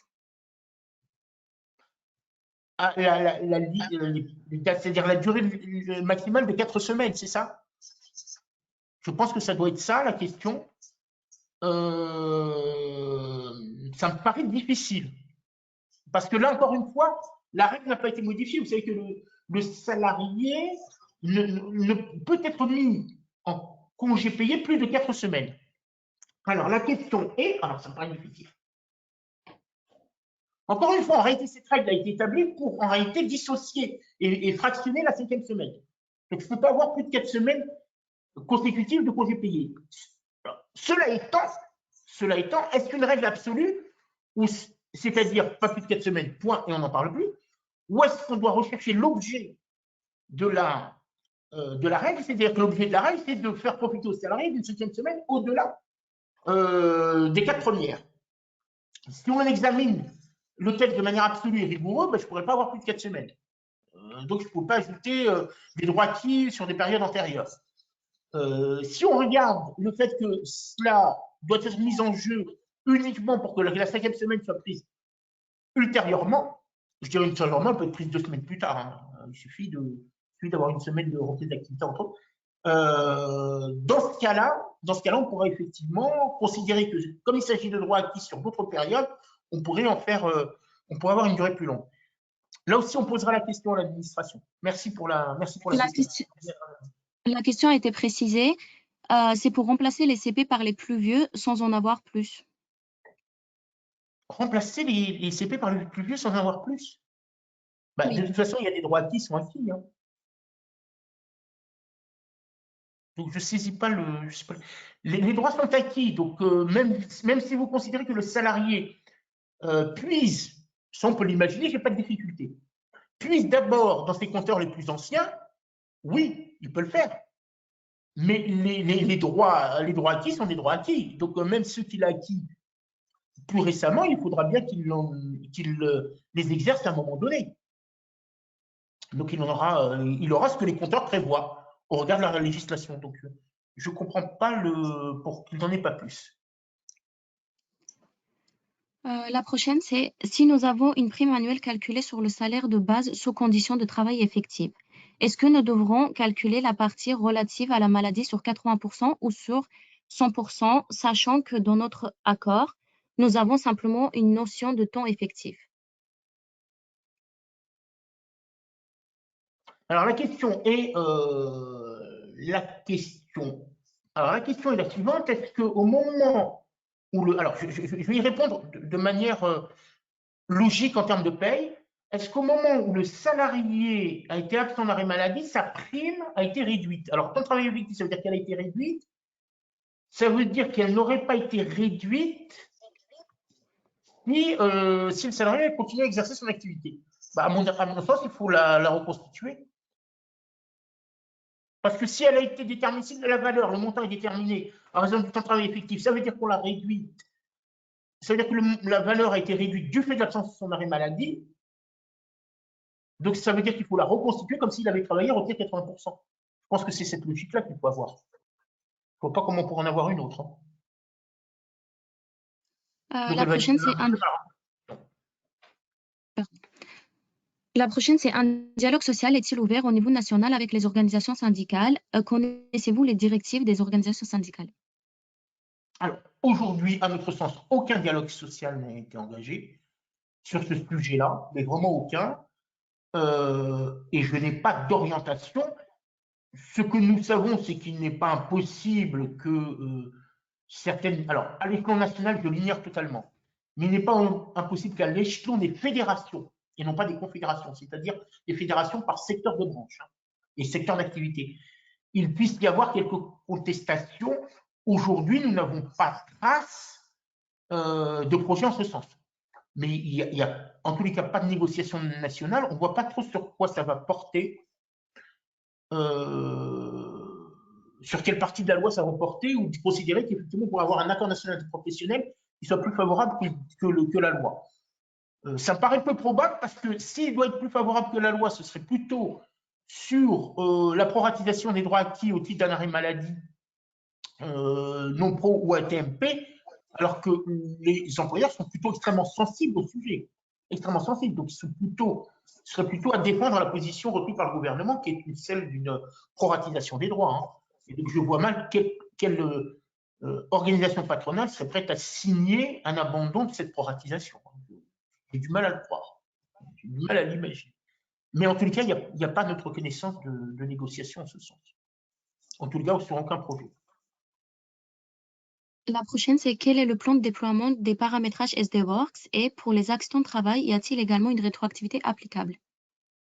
Alors, la rétroactivité, je vais répondre à la deuxième question. La rétroactivité est effectivement applicable aussi bien pour les AT-MP que pour les maladies non pro. La loi ne distingue pas l'origine de l'arrêt, la nature de l'arrêt. Et deux, pour le déploiement, je voulais indiquer ce sur quoi nous travaillons aujourd'hui, c'est bien évidemment de mettre à disposition les modalités d'acquisition pour un arrêt de travail, pour tout arrêt de travail débutant plutôt le 1er juin. Ça, c'est la première chose. Sur la période antérieure, ça fera l'objet de mesures plus tardives, dès lors qu'on sera plus en maîtrise de l'ensemble des régularisations opérées. Et vous avez posé, pour certains d'entre vous, des questions extrêmement pertinentes. Une fois qu'on les maîtrisera, on pourra vous accompagner sur le sujet. Et s'agissant du délai de report, j'y suis, du délai de report, bien évidemment, ça c'est dans un second temps, donc on a 3 étapes. La deuxième étape, c'est le délai de report, et pour ce délai de report, c'est quelles informations nous pouvons mettre à votre disposition, ou quelle rubrique, quel élément dans notre système d'information nous pouvons mettre à votre disposition pour que vous puissiez gérer la certitude de la date de réception, le début du délai de report de 15 mois, la fin du délai de report de 15 mois, et ce pour chaque arrêt de travail. Il peut y en avoir plusieurs pour un même salarié au cours de la même période de référence. Donc voilà, en 3 temps, sans vous donner des dates exactes, si ce n'est la première phase, qui est celle de l'alimentation des 2 compteurs. La prochaine, c'est si un salarié ne demande pas l'indemnisation des CP liés à l'arrêt, l'employeur n'est pas obligé de le régulariser. Point d'interrogation. Oui. Oui, parce qu'il peut jouer sur la demande du salarié. Oui, il peut jouer sur la demande du salarié. Là, en clair, avec l'instauration de ce délai de forclusion, il y a une certaine garantie pour l'entreprise. C'est de dire aux salariés d'agir. Voilà, c'est de dire aux salariés d'agir. Maintenant, je vous ai dit, il y a 2 façons de le comprendre aussi. C'est j'attends, ou alors, ça c'est sur la base légale, ou alors sur la base jurisprudentielle, comme hypothèse de questionnement du CSE ou de la demande du CSE, c'est que sur la base jurisprudentielle, ça peut être également fait pour l'ensemble des salariés à la demande des organisations syndicales. Qui obtiendront gain de cause, hein, si elles êtes devant justice, elles obtiendront gain de cause, hein, incontestablement.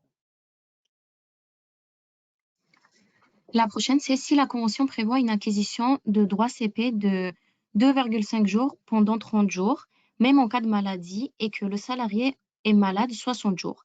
Alors, le légal prend le pas à le compteur du 31e jour, c'est-à-dire une acquisition à 2 jours pour le 2e mois de maladie. Oui, absolument. C'est l'exemple que je donnais tout à l'heure, mais avec d'autres périodes plus longues, qui est l'exemple de la situation des dispositions de la Convention Syntec, bureau d'études, où on est plutôt sur 90 jours, et j'indiquais qu'à partir du 91e jour, on tombait sous le code de la loi, avec proratisation. On peut réduire la période, on peut la ramener à 30 jours, le salarié malade 60 jours. Pendant les 30 premiers jours, il acquiert 2,5 ouvrables, et à partir du 31e jour, ça sera un droit réduit. Mais absolument. Mais quelle que soit la durée, la logique est rigoureusement la même. La prochaine, c'est l'impact de la maladie longue sur le calcul de l'ancienneté est-il remis en cause? Cela impacterait les indemnités de licenciement. Non, il n'y a aucune corrélation entre, d'une part, les nouvelles règles et les principes d'indemnisation. Aucune incidence. Chacune d'entre elles est indépendante l'une de l'autre. La prochaine, c'est Aucune interférence. doit-on comprendre que l'absence maladie est donc maintenant considérée comme du TTTE? Dans l'affirmative, est-ce que cela signifie que l'employeur doit rétablir/maintenir les primes accessoires liées au poste du salarié, entre guillemets, primes de froid, etc. Alors, ça, c'est une question fort intéressante. Pourquoi? Il faut distinguer la législation relative aux congés payés de toutes les autres. L'assimilation du temps de travail effectif, comme nous la connaissions pendant une durée limitée à 1 an pour les AT-MP antérieurement. L'assimilation ne vaut que pour l'acquisition des congés payés. Donc, elle ne vaut pas, par exemple, pour l'appréciation des durées du travail. Et donc, bien évidemment, on ne pourra pas considérer qu'au motif qu'on a une assimilation du temps de travail effectif aux réalisations des congés payés, c'est la même chose pour la détermination des heures supplémentaires. La réponse est non. Il faut distinguer. Donc, quand on parle de prime, la question est quelles sont les conditions de versement de la prime? S'il s'agit du temps de travail effectif à proprement parler, on ne l'est pas pour le versement de la prime. On l'est pour l'acquisition des congés payés. Donc, la prime peut être proratée. Il y a juste une question est de savoir, une fois que j'ai... alors, la prime, elle sera proratée sur le bulletin de paie, le salaire, au cours de cette période-là. Elle sera proratée. C'est juste qu'elle sera reconstituée de manière fictive, uniquement pour l'indemnisation des congés payés, mais uniquement pour ça, tout simplement. Le reste du bulletin de paie ne bouge pas. Il est établi, le bulletin de paie, avec l'arrêt de travail. Et toutes les incidences de l'arrêt de travail, maladie pro, non pro ou AT-MP. Le bulletin de paie ne change pas. C'est au moment où je vais indemniser le salarié que je vais rétablir de manière fictive le salaire qu'il aurait perçu s'il avait travaillé normalement pour retenir 80% de cette base-là. C'est tout. Le reste n'est pas modifié. Il ne faut pas confondre indemnisation et salaire. Hein. Des salariés viennent déjà nous voir pour demander une régularisation de leurs droits. Que nous conseillez-vous comme attitude à avoir pour le moment? Demander un écrit de la part du salarié, attente des précisions vis-à-vis de la loi, etc. Écoutez, moi je serais plus... Alors, j'étais de ceux qui estimaient qu'on pouvait... que l'on devait, au lendemain de la publication de la décision de la Cour de cassation du 13 septembre, s'engager sur ces travaux de régularisation. Bon, in fine, sachant que le gouvernement allait s'engager dans une transposition, on y a mis un bémol.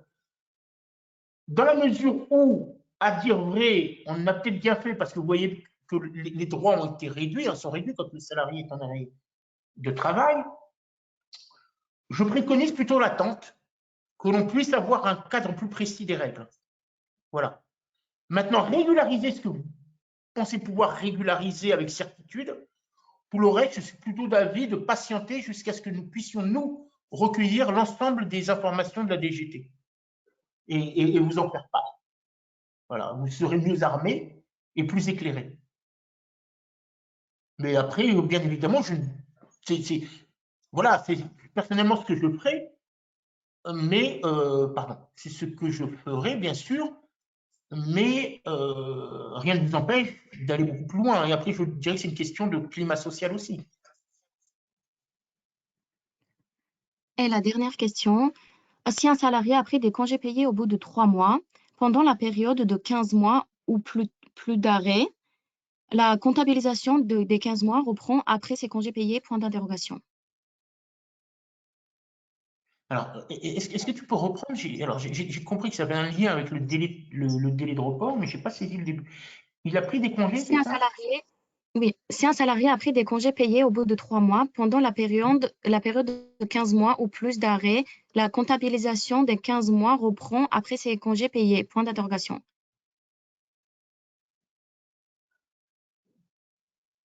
Ben, oui, bah, enfin, il démarre à partir, le délai de 15 mois démarre à partir du moment où le salarié en est informé.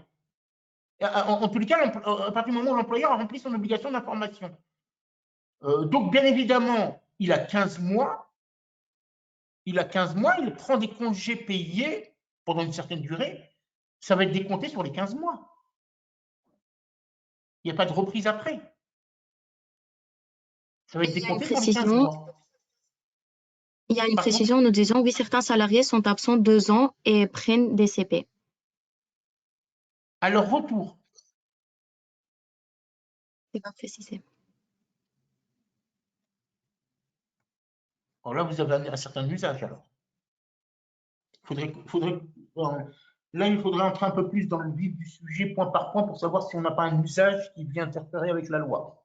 Je peux pas répondre comme ça. Il Non, me faudrait entre 2 arrêts. Il y a une Ouais. précision. C'est entre Entre 2 deux arrêts arrêts. qu'il y a prise de congé. Oui, mais après 2 ans d'arrêt de travail, visiblement. Donc, ça veut dire qu'on a instauré un report beaucoup plus long. On a instauré un report beaucoup plus long. Donc, il y a un usage là qui s'est mis en œuvre, qui a été enclenché. Il faudrait regarder effectivement point par point. Parce que là, moi, je comprends qu'on a comme source de cette pratique un usage. Et sur des périodes d'absence qui sont au-delà des 15 mois. Donc, je ne peux pas répondre. Il faudrait vraiment qu'on analyse la nature juridique et la source juridique de chacune des situations. Je ne peux pas répondre comme ça. Désolé. Autre question, peut-être, Stella? Non, c'est tout. Merci. Eh bien, écoutez, pour ma part, je vous remercie grandement de l'ensemble de vos questions, de l'interaction, des échanges. Ça a permis un débat, pour ma part, en tout cas, très, très, très intéressant sur les situations que vous rencontrez et ce qu'il convient de faire. Je vais poursuivre la présentation de manière peut-être un peu plus active et rapide. Juste pour rappeler, mais vous en avez pris connaissance, que le gouvernement a décidé, dans le cadre de ses recherches d'économie, de mettre un terme de manière précoce à l'aide dont profitent les employeurs en cas de conclusion de contrat de professionnalisation, c'est peut-être de 6 000 euros. Je vous ai donné quelques éléments ici à l'écran. Alors qu'elle était initialement prévue pour durer jusqu'au 31 décembre de cette année, elle a pris fin le 30 avril, puisque tous les contrats conclus depuis le 1er mai, depuis le mercredi, ne bénéficient plus de l'aide. Par contre, est maintenue celle qui est versée aux entreprises, versée en cas de conclusion d'un contrat d'apprentissage. Alors la question se posera effectivement à la fin de l'année si l'aide est reconduite ou pas. Alors tout cela rentrera dans une logique de recherche d'économie des dépenses par l'État ou au contraire d'une politique encore assez offensive sur le développement de l'apprentissage en France comparativement à ce qui se fait dans d'autres pays où nous sommes plutôt en retrait. Donc on verra bien au 31 décembre. Si vous êtes amené à occuper des salariés qui sont en même temps sapeurs-pompiers volontaires, ça va venir, pardonnez-moi, sachez que vous pouvez bénéficier d'une réduction de cotisation sociale dès lors que le salarié a été recruté du 1er janvier 2024 au 31 décembre 2026 avec le statut de sapeur-pompier volontaire ou bien qui devient sapeur-pompier volontaire au cours de cette période. Que cela concerne tous les contrats, sans distinction, CDI, CDD, temps plein, temps partiel et toute nature de contrat, que le bénéfice de la réduction est conditionné par la réalisation par le salarié d'une mission professionnelle de secours au cours de l'année. Alors, je ne rentre pas dans les éléments techniques, c'est de secours à une personne en danger, etc., ou en urgence. Donc, il y a quelques conditions pratiques. Sachez que, bien évidemment, le statut comme la réalisation de cette mission ne peuvent être délivrés que par une attestation du SDIS, qui est le service départemental d'incendie de secours, qui occupe ce sapeur-pompier volontaire. De quoi s'agit-il? Alors, c'est une réduction de cotisation. Elle bénéficie dans la limite de 1,6 fois le SMIC, limite de 200 €, de 2 000 € par salarié dans l'année, et une limite totale cumulée de 10 000 € par an et par établissement. La réduction est cumulable à la RGCP, c'est-à-dire que je calcule préalablement ma réduction générale de cotisation patronale, ma RGCP, supposons que les cotisations éligibles soient de 500 € et que l'employeur bénéficie d'une RGCP à hauteur de 400 €, il peut imputer la réduction de cotisation sociale SDP, sapeur-pompier volontaire, de 100 €, tout simplement pour compenser les 400, entre 400 et 500. Voilà. Tout cela dans les limites absolues de 2 000 € par an et par salarié et 10 000 € pour l'ensemble de l'établissement. Le périmètre des cotisations visées est rigoureusement identique à celui de la RGCP et on retiendra pour le cumul des cotisations dues un taux assurance chômage, excusez-moi, de droit commun, c'est-à-dire 4,05 sans tenir compte du bonus malus. Sachant que par contre, pour les taux ATMP, c'est le taux réduit RGCP. C'est vrai que ces dernières années, il ne fait que se réduire d'ailleurs. Voilà. Est-ce que sur ces deux mesures, vous avez des questions? Avez-vous déjà été exposé à des demandes ou peut-être pas de demandes, mais en tout cas, sachez-le, parce que si vous ne les avez pas actionnées, ces demandes de réduction de charges, sapeur-pompier volontaire, il faut le faire. Alors, je le dis d'autant plus que nous approchons progressivement, même si dans certaines régions, le temps ne paraît pas le démontrer, mais de la période estivale et sans doute d'intervention plus massive de sapeurs-pompiers volontaires.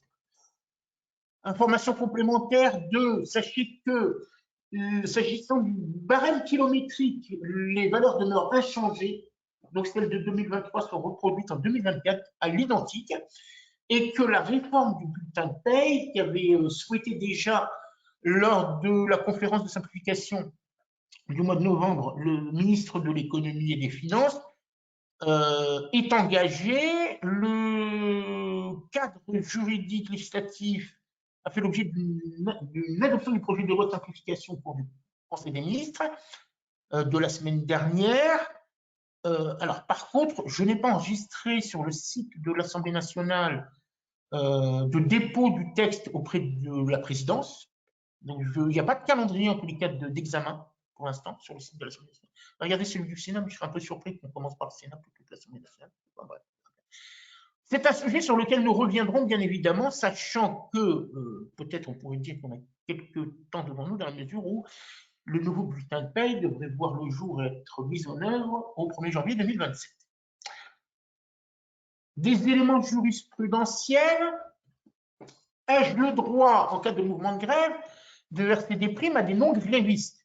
Alors, le principe est le suivant, c'est que l'on ne peut pas attribuer des avantages à des non-grévistes au détriment des grévistes, de telle sorte que l'on puisse considérer qu'il y a discrimination dans l'avantage, dans la distribution de l'avantage. À titre d'exemple, des primes versées à tous les non-grévistes, y compris les absents, est constitutif de discrimination. C'est constitutif de discrimination. Autre situation constitutive de discrimination, une prime variable en fonction de l'absence du salarié du fait de la participation au mouvement de grève. Tout ce qui pourrait être considéré comme une sanction à l'égard des grévistes est strictement interdit. D'abord, la sanction pécuniaire est prohibée, et là, on est encore dans des dispositions extrêmement protectrices dans l'exercice du droit de grève. C'est interdiction absolue de pénaliser les grévistes par la distribution d'avantages différenciés et tirés du seul fait de leur grève. Par contre, il n'est pas impossible que l'une des conséquences de ce mouvement de grève conduise à ce que un certain nombre de salariés connaissent un surcroît d'activité. Et là, dans ce cas-là, le versement de la prime est admis du fait de l'effectivité de ce surcroît d'activité. Ça signifie, que la condition des conditions premières, c'est que le surcroît d'activité est effectif, c'est que réellement, il y a eu des salariés qui ont dû travailler beaucoup plus en raison de la surcharge du niveau d'activité d'entreprise, et que la prime bénéficie aux seuls salariés qui ont fait face à ce surcroît d'activité. Si on commence à distribuer à des salariés qui n'ont pas connu ce surcroît d'activité, mais parce que tout simplement ils étaient présents dans l'entreprise pour les d'être en grève, là on considérera que ça vise à pénaliser les grévistes. Et ce que permet également la jurisprudence, c'est un montant différencié en raison de l'importance des tâches. C'est-à-dire que ceux qui ont pu connaître un surcroît d'activité, un surcroît effectif, donc réel, d'activité, à raison de l'importance des tâches, peuvent avoir un montant différencié de la prime de surcroît d'activité.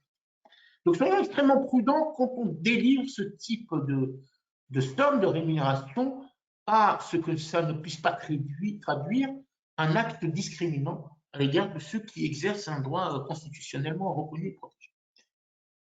Autre point également est celui de la prime de modulation et de l'accord inopposable. Alors, de quoi s'agit-il? Il y a un accord de modulation qui date de juillet 2007 qui prévoit le versement d'une prime mensuelle aux salariés à temps partiel modulés. C'est-à-dire que vous savez que normalement, pour un salarié à temps partiel, j'ai des horaires fixes, mais des horaires qui peuvent être également modulés. C'est un accord de modulation. Alors, l'accord de modulation, c'est l'exercice pendant certaines périodes de l'année d'un temps de travail important, en compensation, j'ai un temps de travail réduit sur d'autres périodes de l'année. J'ai même connu d'ailleurs des périodes de basse activité égale à zéro, c'est-à-dire que les salariés travaillaient tant ou assez longtemps sur un certain nombre de périodes pour ramener à zéro leur activité, et donc sont en situation d'inactivité certaines semaines de l'année. Bon, ça c'est la compensation, c'est ce qu'on appelle la modulation. Bon. Et on peut effectivement prévoir des compensations financières à raison des suggestions relatives au temps partiel pour les salariés qui se trouveraient être dans ce cas de figure ou contractuellement en temps partiel. Il se trouve qu'une décision a reconnu l'inopposabilité de l'accord à l'ensemble des salariés, de l'accord de modulation, au motif notamment que l'accord ne prévoyait pas de programme indicatif de modulation. C'est ce qui était prévu notamment dans la loi du 20 août 2008 et la loi, le Code du travail, à cette époque, exigeait bien évidemment que l'accord présente et comprenne un programme indicatif de modulation. Il ne l'était pas. Donc, il était rendu nul et inopposable à l'ensemble des salariés. Quelle est la portée de la décision? C'est que ça rend invalide également le temps partiel modulé. Et si cela invalide le temps partiel modulé, la salariée en question a considéré que donc ce temps partiel modulé était nul, il n'avait pas de portée, il n'avait pas d'effet, et donc elle exigeait le paiement des heures complémentaires. C'est-à-dire qu'elle ramenait bien évidemment le temps de travail, notamment en période de haute activité, autant bien évidemment du temps partiel, pour la durée du temps partiel qui était identique chaque semaine, et elle a constaté bien évidemment le dépassement en haute activité de ce temps-là inscrit dans le contrat de travail, et donc la nécessité de payer des heures complémentaires. Donc elle a obtenu le paiement des heures complémentaires, mais l'employeur en a profité pour demander le remboursement de la prime de modulation, considérant que dès lors que l'accord était inopposable aux salariés, à la totalité des salariés, y compris les salariés à temps partiel, cela faisait tomber le bénéfice de la prime de modulation.